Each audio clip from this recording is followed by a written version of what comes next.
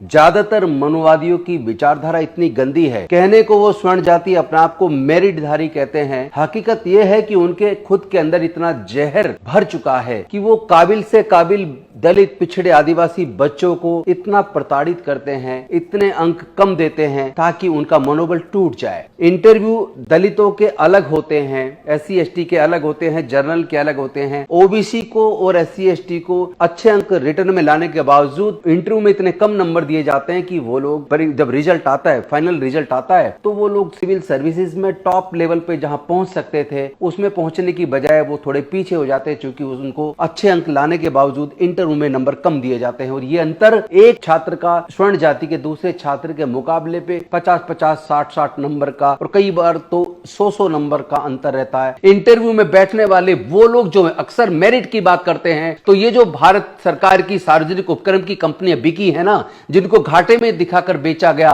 वो इस तरह के जो मेरिटधारी लोग जनरल कैटेगरी के हैं, उनकी वजह से, उनकी मेरिट की वजह से, उनकी जातिवादी मानसिकता की वजह से ये तमाम बड़ी बड़ी कंपनियां घाटे में गई हैं और कहते हैं कि रिजर्वेशन की वजह से नुकसान हो रहा है। नुकसान रिजर्वेशन की वजह से नहीं हो रहा है, स्वर्ण जाति के लोगों की गंदी मानसिकता की, उन लोगों की वजह से हो रहा है जो लोग इंटरव्यू बोर्ड में बैठते हैं और दलितों के साथ, पिछड़ों के साथ, आदिवासियों के साथ पक्षपात करते हैं।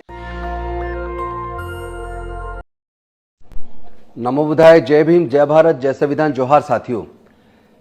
आइए आज बात करते हैं किस हद तक मानसिकता इतनी गंदी हो गई है कुछ लोगों की, कुछ की नहीं बल्कि ज्यादातर मनुवादियों की विचारधारा इतनी गंदी है। कहने को वो स्वर्ण जाति अपने आप को मेरिटधारी कहते हैं, लेकिन हकीकत उसके एकदम उलट है। हकीकत यह है कि उनके खुद के अंदर इतना जहर भर चुका है कि वो काबिल से काबिल दलित, पिछड़े, आदिवासी बच्चों को इतना प्रताड़ित करते हैं, इतने अंक कम देते हैं ताकि उनका मनोबल टूट जाए।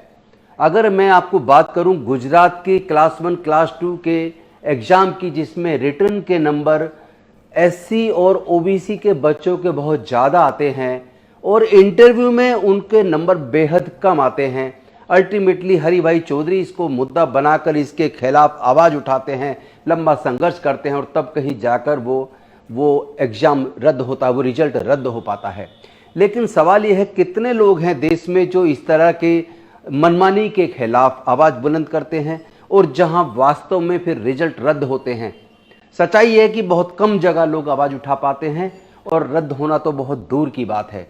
मैंने खुद दिल्ली के कैबिनेट मंत्री रहते हुए UPSC के चेयरमैन को इस बारे में चिट्ठी लिखी थी कि देखिए, आपके यहाँ इंटरव्यू दलितों के अलग होते हैं, SC ST के अलग होते हैं, जनरल के अलग होते हैं। OBC को और SC ST को अच्छे अंक रिटर्न में लाने के बावजूद इंटरव्यू में इतने कम नंबर दिए जाते हैं कि वो लोग मुख्य जब रिजल्ट आता है, फाइनल रिजल्ट आता है, तो वो लोग सिविल सर्विसेज में टॉप लेवल पे जहां पहुंच सकते थे उसमें पहुंचने की बजाय वो थोड़े पीछे हो जाते हैं, क्योंकि उनको अच्छे अंक लाने के बावजूद इंटरव्यू में नंबर कम दिए जाते हैं। और ये अंतर एक छात्र का स्वर्ण जाति के दूसरे छात्र के मुकाबले पे 50-50, 60-60 नंबर का और कई बार तो 100-100 नंबर का अंतर रहता है। तो इतने बड़े अंतर के बाद आदमी मुकाबले में कहाँ खड़ा होगा, ये आप सबको देखना होगा। तो आइए हम क्लास 1, क्लास 2 की उस नौकरी में किस तरह के रिजल्ट दिए गए, मैं ऐसे 12 बच्चों के अंकों के बारे में चर्चा करूंगा। ये गुजरात का जो ग्रुप A, ग्रुप B का जो हुआ था एग्जाम, उसमें सबसे पहले मैं शेड्यूल्ड कास्ट के 12 बच्चों के बारे में आपको बताता हूं। ये 12 बच्चे शेड्यूल्ड कास्ट के, ये 12 बच्चे EWS के और ये 12 बच्चे OBC के। तो इसमें आप देखेंगे SC का जो 1 नंबर पे बच्चा है उसके 387.25 नंबर आते हैं रिटर्न के अंदर और 35 नंबर, केवल 35 नंबर मिलते हैं उसको इंटरव्यू में। और इधर EWS का जो जनरल कैटेगरी का बच्चा है उसके रिटर्न में आते हैं 381.25, यानी कि दलित बच्चे की तुलना में 6% कम। लेकिन जहां दलित बच्चे को 35 नंबर इंटरव्यू में 100 में से मिले हैं, तो वहीं EWS के जनरल कैटेगरी के बच्चे को 87 नंबर मिले हैं। तो कहां 35, कहां 87, कितने बड़े अंतर यही इंटरव्यू में धोखाधड़ी उसके बेचारे बच्चे के साथ हो गया। और OBC का बच्चा जो रिटर्न के अंदर 412.50 अंक लाता है, उसको इंटरव्यू में नंबर मिलते हैं 26। जो दूसरे नंबर पे बच्चा दलित का है उसको 391.50 नंबर मिलते हैं रिटर्न में और 24 नंबर मिलते हैं इंटरव्यू में। लेकिन ईडब्ल्यूएस का जनरल कैटेगरी का बच्चा जिसको रिटर्न में 383.75, यानी कि इस दलित बच्चे से लगभग 8 नंबर कम, और उसको इंटरव्यू में मिलते 85 नंबर। कहां दलित बच्चे को 24 और इसको मिलते 85, जबकि ओबीसी के बच्चे को 407 नंबर मिलते हैं और इंटरव्यू में मिलते हैं 25 नंबर। कितना बड़ा अंतर है, आप खुद देख लीजिए कितना बड़ा धोखा ये मनुवादी लोग, स्वर्ण जाति के लोग जो इंटरव्यू बोर्ड के अंदर बैठते हैं वो एससी एसटी ओबीसी के बच्चों के साथ करते हैं।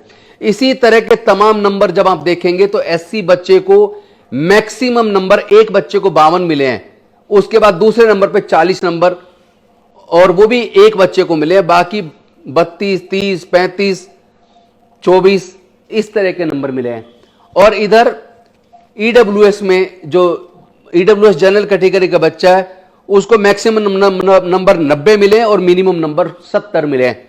और इधर ओबीसी के अंदर मैक्सिमम नंबर 35 मिले और मिनिमम नंबर 20 मिले हैं। जबकि आप एवरेज देखिए, एवरेज एक दलित बच्चे को इंटरव्यू के अंदर 33.083% नंबर मिले हैं। ईडब्ल्यूएस जनरल कैटेगरी के बच्चे को 63.083% एवरेज नंबर मिले हैं और ओबीसी के बच्चे को 24.583% नंबर मिले हैं इंटरव्यू के अंदर। इतना बड़ा धोखा एससी ओबीसी बच्चों के साथ इस स्वर्ण जाति के जातिवादी मानसिकता वाले इंटरव्यू में बैठने वाले वो लोग जो अक्सर मेरिट की बात करते हैं, तो ये जो भारत सरकार की सार्वजनिक उपक्रम की कंपनियां बिकी है ना, जिनको घाटे में दिखाकर बेचा गया, वो इस तरह के जो मेरिटधारी लोग जनरल कैटेगरी के हैं वो लोग, उनकी वजह से, उनकी मेरिट की वजह से, उनकी नाकाबिलियत की वजह से, उनकी जातिवादी मानसिकता की वजह से ये तमाम बड़ी बड़ी कंपनियां घाटे में गई हैं और कहते हैं कि रिजर्वेशन की वजह से नुकसान हो रहा है। नुकसान रिजर्वेशन की वजह से नहीं हो रहा है, स्वर्ण जाति के लोगों की गंदी मानसिकता की, उन लोगों की वजह से हो रहा है जो लोग इंटरव्यू बोर्ड में बैठते हैं और दलितों के साथ, पिछड़ों के साथ, आदिवासियों के साथ पक्षपात करते हैं। तो साथियों, ये वीडियो मैंने इसलिए बनाया ताकि मैं बता सकूं ये तो एक रिजल्ट है, ऐसे हजारों रिजल्ट आज तक आजादी के 75 साल में आए होंगे और उनमें करोड़ों लोगों को नौकरियां मिली होंगी। कभी कभी कोई इक्का दुक्का बच्चा इतनी हिम्मत करता है या व्यक्ति इतनी हिम्मत करता है कि इस तरह की मनमानी के खिलाफ, जातिवादी मानसिकता के खिलाफ, इस धोखे के खिलाफ, इस शोषण के खिलाफ आवाज बुलंद करे। तो यहां तो इस सरकार ने इसको रद्द किया जब यह मुद्दा बन गया, लेकिन पूरे देश में न जाने करोड़ों लोगों की अब तक 75 साल में नौकरी लगी होंगी जो इसी तरह जातिवादी मानसिकता के तहत ज्यादा नंबर लेकर बड़ी बड़ी कुर्सियों पर पहुंचे होंगे। और एससी एसटी ओबीसी के बच्चों के साथ कितना बड़ा पक्षपात इस देश में होता है। तो साथियों, निर्णय अब आपको लेना है कि कौन मेरिटधारी है और कौन नाकाबिल है जो पक्षपात की वजह से बड़ी बड़ी कुर्सियों तक पहुंचता है।